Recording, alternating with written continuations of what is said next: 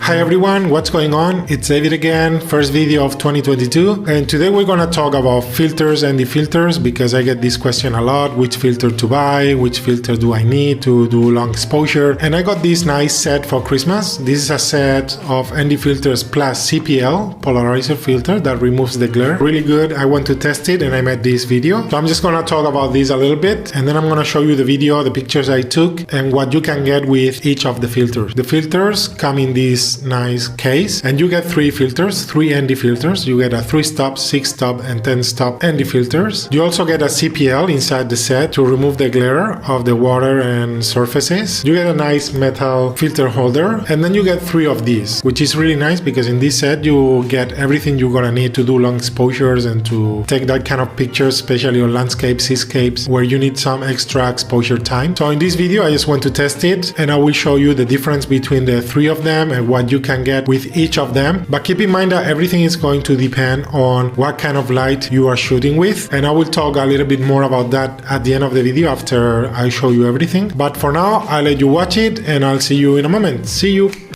So I took the scooter and I headed for the city, and then when I saw the light I was kicking myself because I wasn't ready. I wasn't expecting this light. And the camera was in the bag and everything was set for the location and I missed all these amazing light.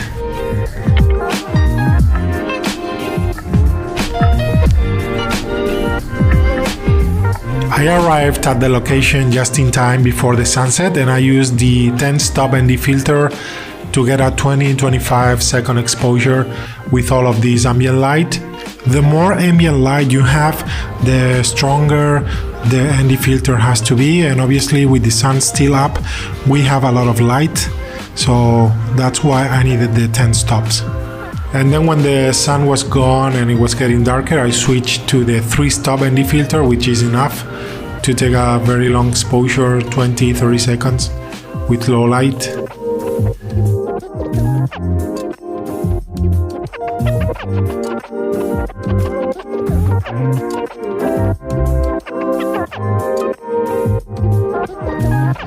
The next morning I woke up very early and then I went to the beach to do some seascapes and some landscape photography with the filters. I took the scooter and I just went to the beach.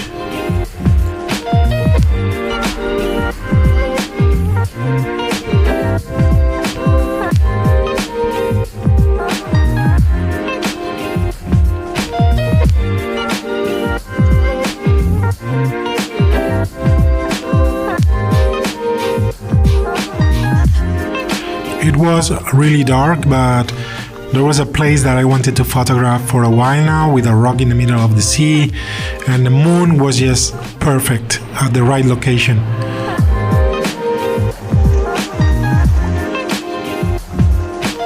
When I arrived it was still really dark, so I didn't need any filter or anything. I just took a long exposure without any filter and I love this photo.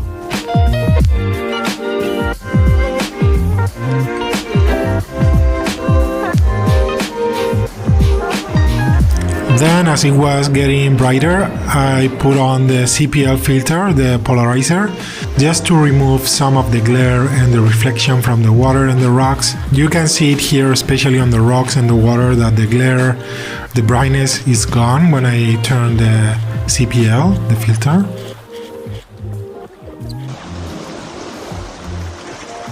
And then as the sun was coming up and there was a lot of light, I started to use the ND filters. I started with the 3 stops, then the 6 stops, then the 10 stops, and I did a test to see what I can get with this kind of light with each of the filters.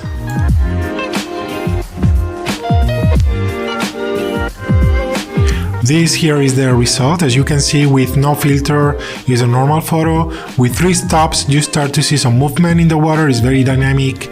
You have a lot of texture in the water.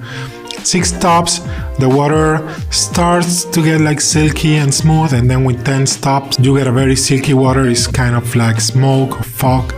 So those are the kinds of effects that you will get with this kind of light and these kind of filters. I then changed the position just so I wasn't facing the sun directly, and just tried again another set with the 3 filters just to see what I can get.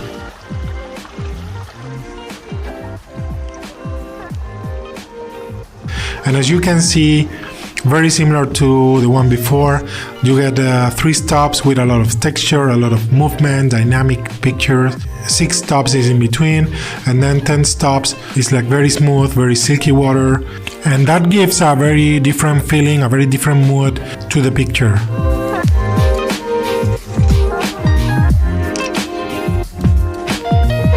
And after that, it was just time to go home. The sun was too harsh. The light wasn't nice anymore, so I just went back home to check the photos, and that was it.